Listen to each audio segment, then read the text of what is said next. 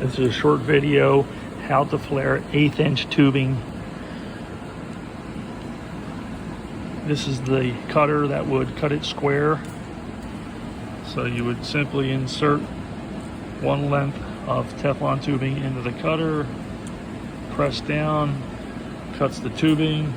This is the holder for the 1/8 inch tubing. Leave about an 1/8 inch outside of the holder here. Take this tool and rotate it around. That will take the end you just cut and flare it.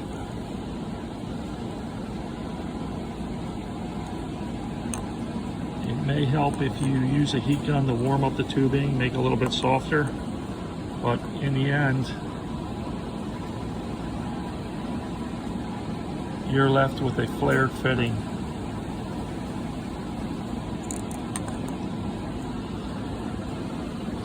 It's useful for going into